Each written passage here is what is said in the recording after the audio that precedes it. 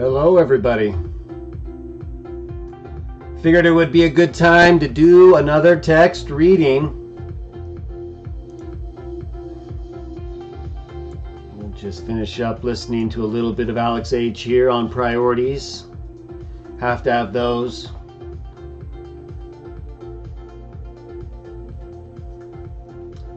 And so, thank you for joining me. I told you I'd be back in the morning this week to continue our text reading so that we had an opportunity to stay with the material on a more regular pace, as we'll be going through several chapters in a row. And so, as you know from our prior text reading where we started with Exodus, we've reached the point where if you want a summary from events since Genesis, you can check the prior show. And also in the prior show, I gave some manuscript text support, some of the earliest text support for parts of the book of Exodus and other books of the Bible.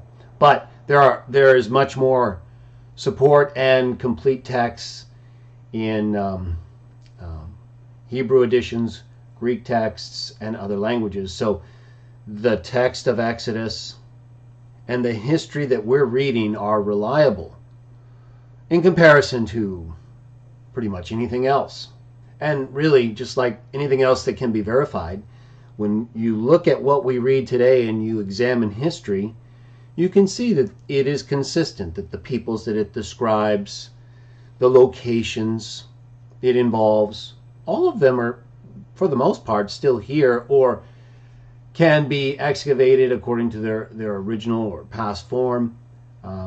Various structures and places can be identified so that we can see, in large part, the locations that the Bible describes. Now, places like the Red Sea that we'll get into later in our text readings, that's not as easy because it involves a larger area that's covered in water now. But we'll get into it, and there's some dispute over where the Red Sea is located. But we'll take a look at a map that is near that area as part of our reading today, where we will be concluding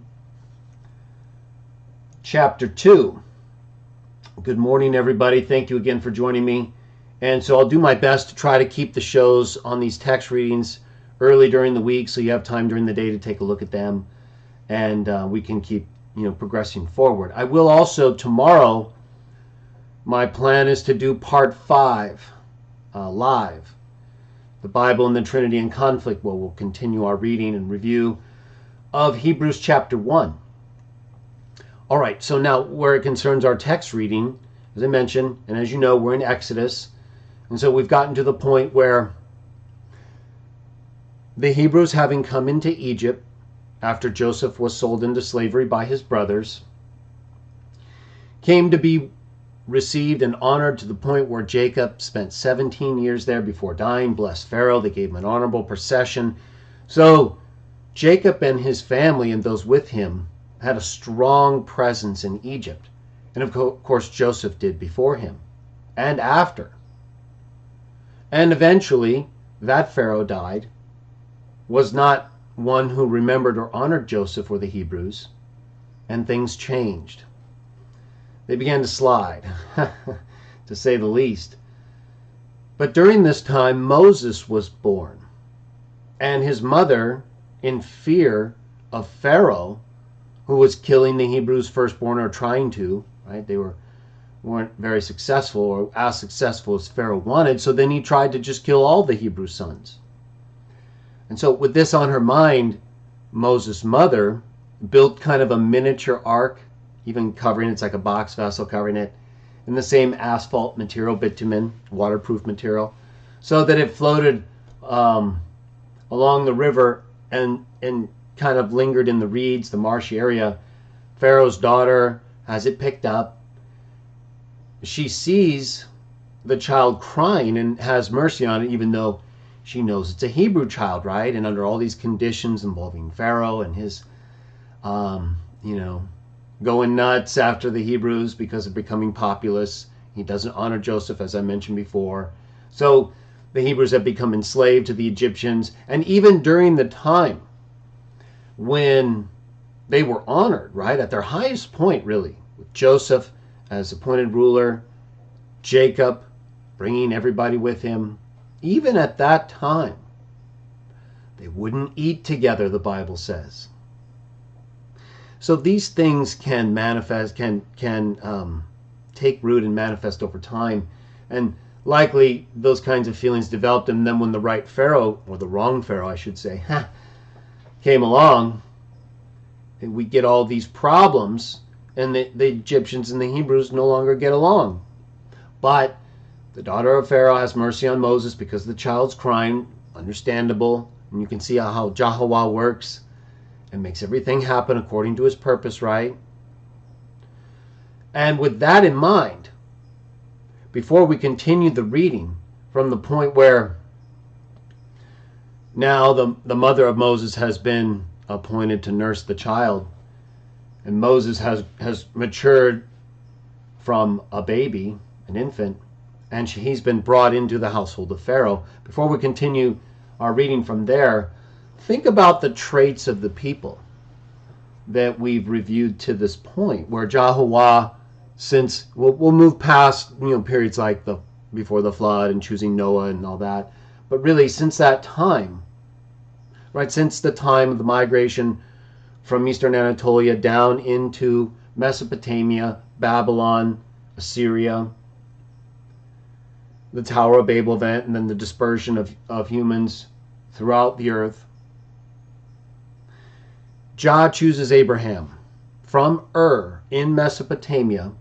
And what traits did we see? We saw many, but let's just focus on a couple, right? The famous event, his obedience to Jah to sacrifice Isaac, right? From a place and a culture where that was not unheard of, where the offering sacrifices to the gods was regular. And so, you have to understand this culturally. So Abraham at that point is thinking this is consistent with how the gods are in ways where he believes in Jehovah, and Jehovah tells him these things. He's been with him this time. And so he starts to do it. Now, why is Jah doing it? We talked about it before. We're not going to linger on it long, but this is important. Right? All of this is for what? The body of the Messiah. That's it. The seed from Genesis 3, everything is for it. So here's Jehovah choosing Abraham. Abraham has Isaac, and Jehovah now needs to know and have demonstrated the trait that his son must show. The most difficult thing, right? When he, if you believe like we, comes to the earth, lives as a man, and has to die knowing who he is, but understanding the plan, the difficulties of the pain and humiliation, and just losing your life when you're really so close to the source of life, the firstborn.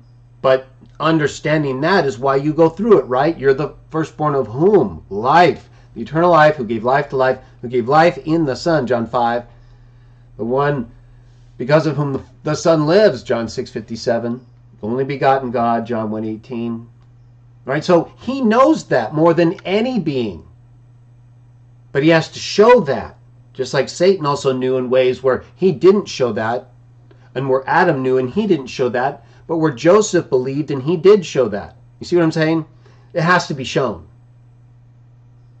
So the Son of God came in that body, we believe, that was prepared for him long ago. And at the point where he chose Abraham, Jah recognized through him, and in particular after he went through the process of giving up his son, because that was not only commonplace to many extents and ways to other gods, but the children were viewed as coming from the gods in these ways, so they could give and they could receive children again. Many cultures believe this. The Carthaginians, for example, believed that they could sacrifice their royal children because they would receive more, and this was all owed to the gods anyway. And so, in any case, you need to understand this culturally for it to make sense, but it definitely does make sense. So, once he sees that Abraham is willing to do that, which is what he's willing to do, right? He's Jehovah. He's made in his image. and that Isaac is willing to accept what his father believes is correct, having seen everything and all these things involving Jehovah and his father to this point, he accepts it. Just like other cultures and ethnicities, children accepted it. He didn't have a whole lot of choice. Not during this time in culture and belief structure and the way people operated. And so he shows he's willing to give his life in obedience to his father, right? That is exactly what Jesus Christ did, is it not? And essentially what he talks about all the time.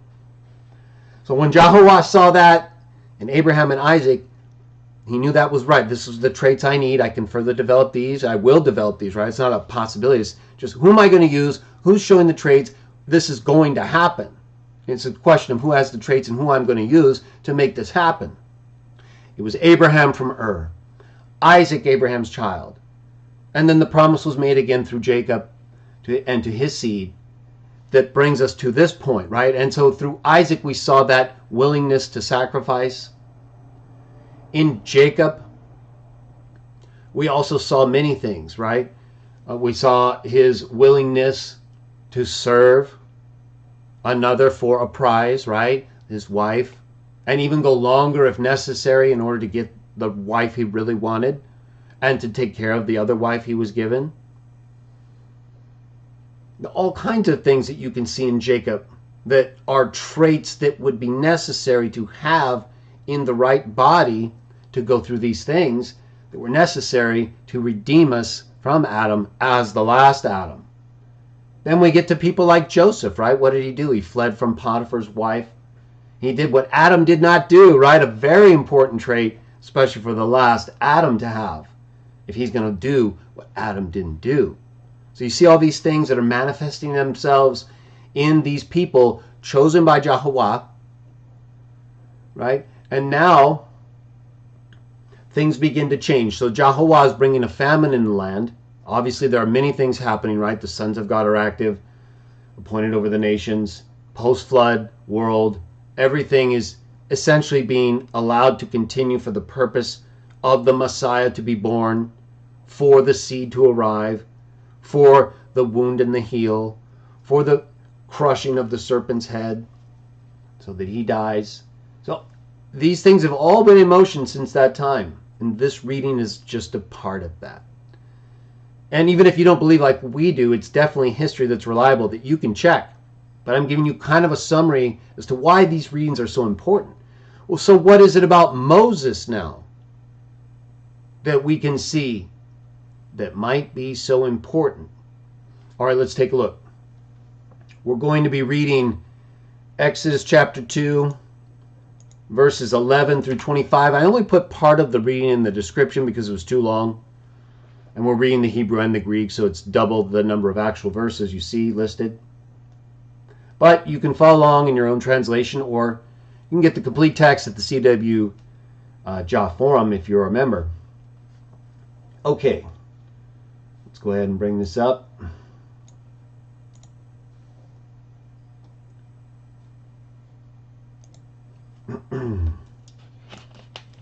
Get a little water here. I found that when you do long readings, it's wise to be hydrated. And I'll point out that, excuse me, you know, my translations, I obviously keep working through them. And until I publish them, they're still a work in progress. And, you know, I try different things at times. And at one time I was in the translations of the Greek and Hebrew texts of books like Exodus. My thinking was that I'll do the anglicized pronunciation of the name for the Hebrew translation, and then I'll do a transliterated form of the name, proper names, in the Greek translation. I've changed how I'm going to do that now. I'm just going to put a transliterated form of each significant name, or maybe even every name, just one time, in the text or as a note, and then only discuss it further if it's significant. But I'm saying that because as we read, there's several times where I still have transliterations of the Greek because of the prior plan. So I'm not going to stop every time and explain it. I'm doing that now. So if, for example, I say Midian versus Midian, you'll understand. Okay, Exodus 2:11 through 25. Verse 11, Hebrew translation. Now it came about during those days when Moses had grown up that he started to go out to his brother, and he began to notice their hard labors. Then he noticed an Egyptian man striking a Hebrew man, one from among his brothers. Verse 11, Greek translation. Now it came about after many days that Moses became great, or grew up. He came out toward his brothers, the sons of Israel. But after observing their painful work, he started watching an Egyptian man as he was striking a certain Hebrew, one from among his own brothers, the sons of Israel. Verse 12, Hebrew translation, Moses started to look around and he could see that there was no other man in the area. So Moses beat up the Egyptian and he hid him in the sand. Verse 12, Greek translation, after looking around here and there and not seeing anyone, then Moses beat up the Egyptian and he hid him in the sand. Verse 13, Hebrew translation, excuse me. Then on the next day Moses went out, and to his amazement, 2 Hebrew men were fighting. So he began to say to the one who was at fault, obviously he was there and had seen in order to know this, or at least what he believed, why are you continuing to beat your companion? Verse 13, Greek translation, when Moses went out on the next day, he could see 2 Hebrew men fighting. And he said to the one who was causing harm, for what reason are you striking your associate? Verse 14, Hebrew translation, but the man replied to Moses, who has set you up as an official and as a judge over us? Are you saying this in order to kill me too, in the same way that you killed the Egyptian? Then Moses started to fear and to say, clearly what happened has become known. In other words, he's realizing people found out he hid the body in the sand, he killed the guy. Didn't just beat him up. So obviously he thought maybe there was some confusion. Verse 14, Greek translation, but the man said, who put you in charge? Who put you in place as a ruler and as a judge over us? Do you want to kill me in the same manner which you killed the Egyptian yesterday? Then Moses became afraid and he said, perhaps this matter has become apparent.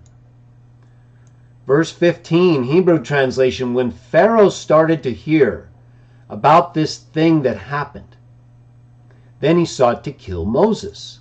But Moses fled from the face of Pharaoh, and he began to dwell in the land of Midian. And he started to sit upon the well. Verse 15, Greek translation, after Pharaoh heard about this incident, he began seeking to kill Moses. Moses fled from Pharaoh's face, and after this he lived in the land of Midian. Then after coming into the land of Midian, he sat up upon the well. Verse 16, Hebrew translation, as for the priest of Midian, he had 7 daughters. Now they started coming and drawing up water that they might fill up the feeding troughs to give drink to their father's sheep, or their ancestors' sheep, their family's sheep. Verse 16, Greek translation, now to the priest of Midian, there were 7 daughters who were shepherding the sheep of their father, or their ancestor, Jothor, or Jethro, also known as Reuel.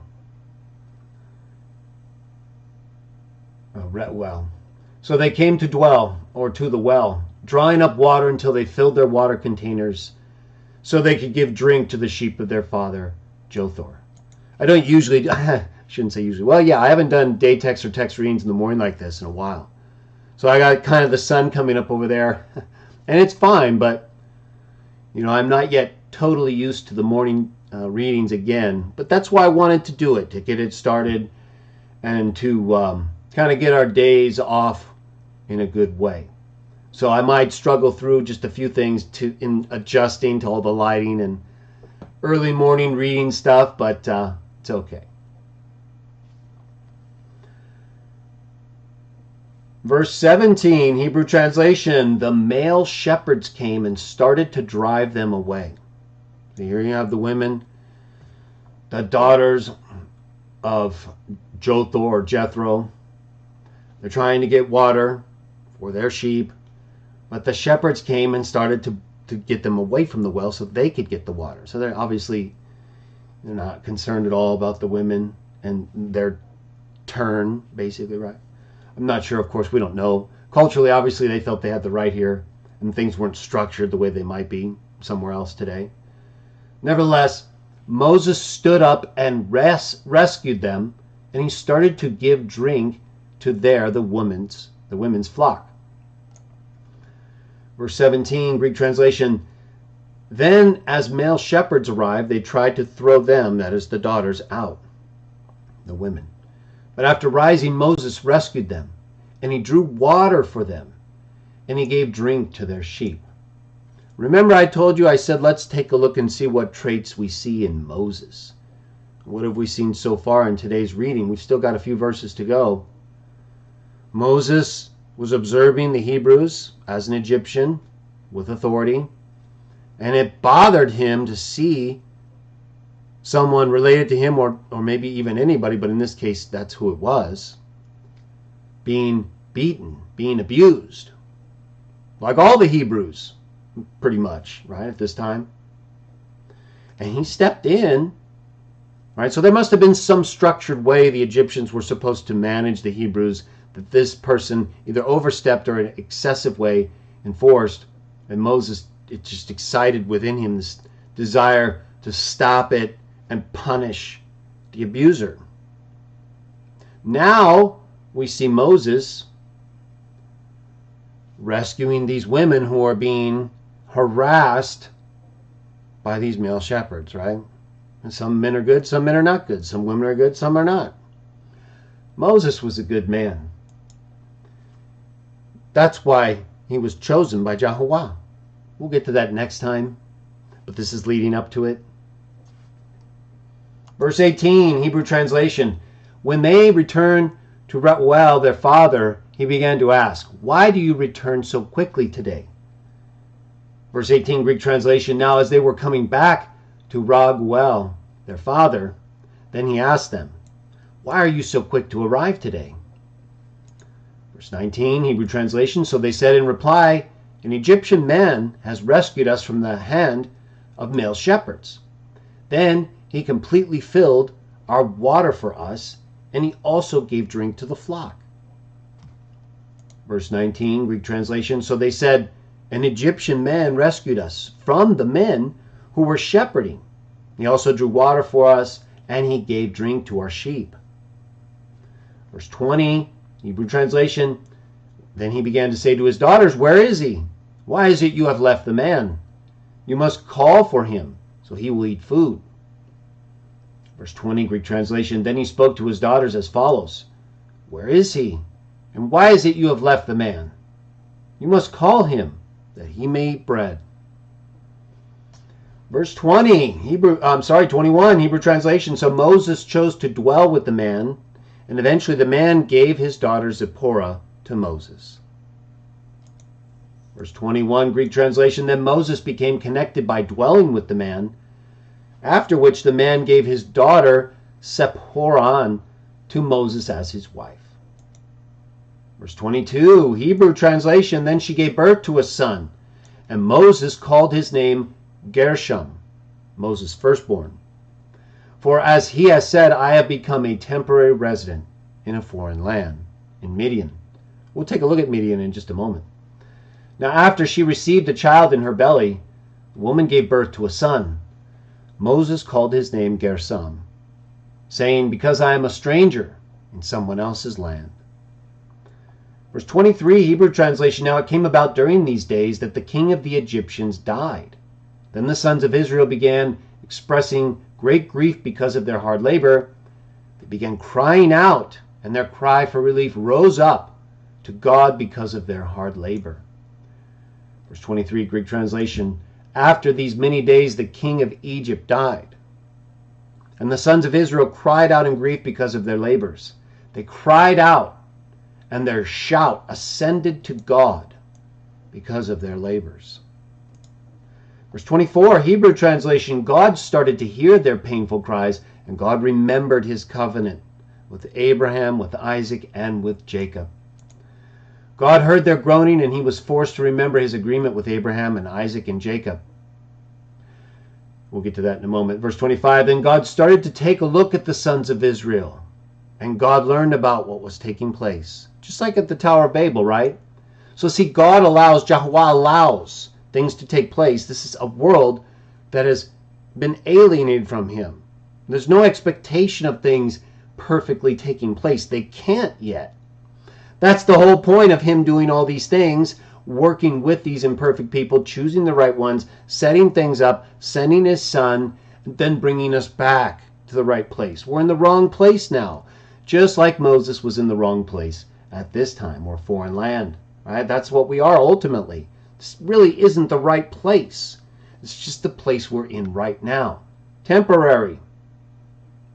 It has to take place in ways that God allows bad things to occur, because people have to be able to choose so that he can judge and reward. It's not a good thing when Egyptians enslave other people or when anybody else does. But Jehovah allows things to happen, and then look at what he does. He listens. He'll allow it to happen to a point where people have shown clear. Remember, it's not just the victims. It's the ones victimizing that have to be judged. They have to go through a process of numerous different dispositions and moments where there are people who are maybe with the hardcore abusers, but they're not really with them. They don't like it. So there's all these different things Jehovah has to see on both sides to judge the way that is right. We look at it and say, well, what's going on here? That's not that simple. It's not it's not black and white, or just one color against another color in terms of representation. There are many different people when it comes to these nations and tribes and peoples and tongues, and not every one of them is the same. If you think that, you're just wrong. It's a fallacy, logically, and culturally. You can show that people are not identical in critical ways that are manifest in their actions over time. So that's why people, when they often take a linear look or just a singular look at this and say, well, how could God let this happen? Well, what do you mean? There's a lot happening. There's stuff happening on the other side too. There's not just this uniform abuse. And you didn't even have uniform acceptance during a time when there was no open slavery of abuse in Egypt, right? They wouldn't even eat with them. There are all kinds of things happening, and Jehovah deals with them. Are they good? No. Why are they here? We've been sinning the whole time. All these decisions over time since Adam and Eve have infected the human family. It's not going to change completely. We can change it to a large extent individually and do our part societally and otherwise. But let's have a realistic view of things, right? So if we believe these accounts and we understand what takes place, then we need to know that Jehovah knows what takes place. It says right here, God learned what was taking place. Last verse, Greek text of today's reading, verse 25. So God took a long look at the sons of Israel. And that is when he realized what was happening to them. Right? So he knew they were in labors and in bondage. But just like with the Tower of Babel, until Jehovah decides it is time. And he knows, right? He's set in all of us this spirit which groans, that alerts him something's not right. Sometimes it's an individual thing that's not right that he needs to know about right away, like what involved Abel or preserving Noah alive.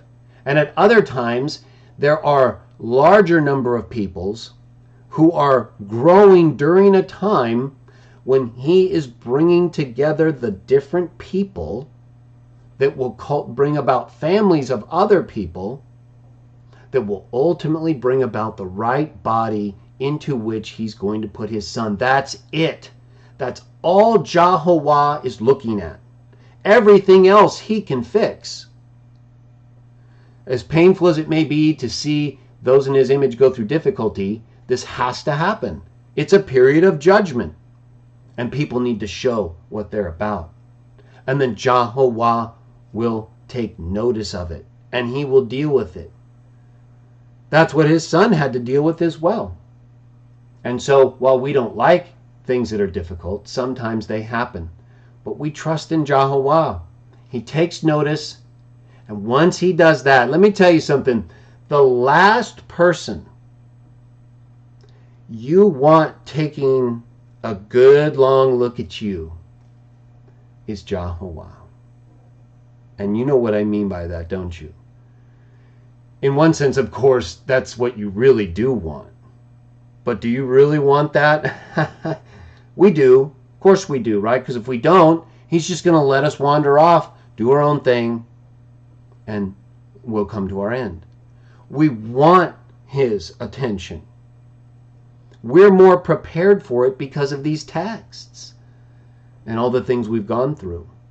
Others are not, right? When they blaspheme God or do something really vile and terrible, like the Egyptians were doing at this time to the Hebrews, and then later like Pharaoh did, you're done. There's no way out. How could there be? In fact, it's just you only aren't terrified because you don't see. And when you do see, what did Jacob say? This place is terrible. This place is a house of God.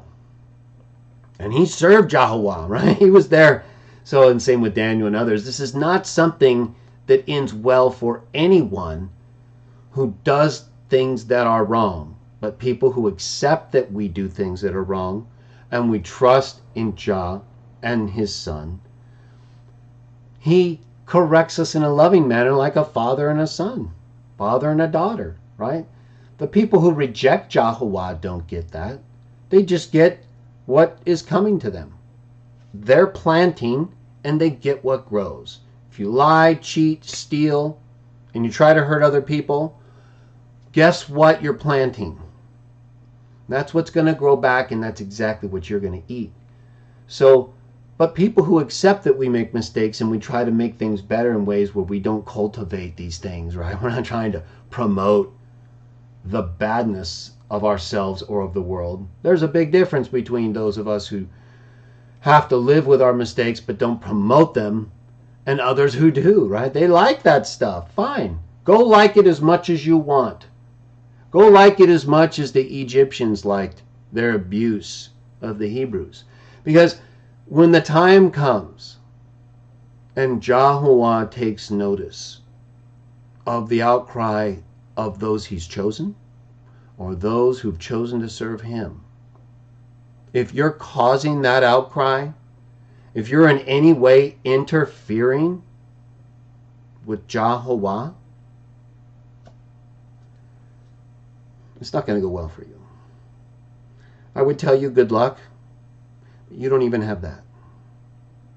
So trust me when I say the best thing you can do is the golden rule, right? If the Egyptians would have done that, they would have moved forward from the time of Joseph to a much better place, possibly even with a different Pharaoh, because they would have risen up against him and said, no, we can't let this take place. Either way, that's what took place. And we have records of it that are reliable and consistent with the evidence we have. Just real briefly, we've talked about Midian and how Moses left Pharaoh and Egypt because he was trying to kill him. Went over to Midian or Midian. Midian will say. I was referring to the Greek transliteration. So just to give us a little geographical, reference. Here we have Egypt and the Egyptian domain. There's Memphis, Thebes, Zoan. Here's the land of Canaan. And then over here you have Midian. So you can see it's a pretty good distance away. And outside the area of Egypt, kind of in where Jordan and Saudi Arabia are. I have another map of that. Let's take a look. Right, so pretty much over here on the left, this is where we're talking about. This would be Midian, right here, near the border of Jordan and Saudi Arabia. So, try to have some geographical reference point as we go through these readings. I'll share with you what I can find that I think is helpful, but also do it on your own as well so that when you read them, you have a good understanding. This is kind of why I mentioned in one prior show that I thought I might go to a place like Egypt at one point if I visited Europe. And that's not just to go to Egypt. There's just a lot of things right there, and then connected with it, obviously Israel, places that you might go and consider as the Red Sea. And so there's all kinds of things, which is why I was considering going there. Not just for places like, the pyramids and things. But that would be something interesting as well. So these are just plans, ideas I have at some point because of all the different things that happen here. And I think Betsy's around here as well, right? So it'd be good to meet friends. In any case, thank you, my friends, for joining me today. I'm glad we were able to review these texts, make them part of our day. Next, I'm going to do part 5 of the Bible and the Trinity in Conflict. My plan is to do a live stream tomorrow, probably sometime between noon and 5. And then we'll resume our text readings probably Thursday or Friday. I'll try to do it in the morning just like now. We might even do a Saturday morning text reading. And then this Sunday, my plan is to do, I think it was CW Jaw Talk 13 on the ancient aliens and the flood. So we'll do that live this Sunday as well. Put that back in its right place in preparation for CW Jaw Talk 31, where I'm going to be highlighting some of the best evidence that I believe points to Jehovah, the God of Moses, God of Abraham, Isaac, and Jacob as well, and Joseph, as the eternal, intelligent life who gave life to life that I showed existed scientifically, according to the best available evidence in CW Jaw Talk 30.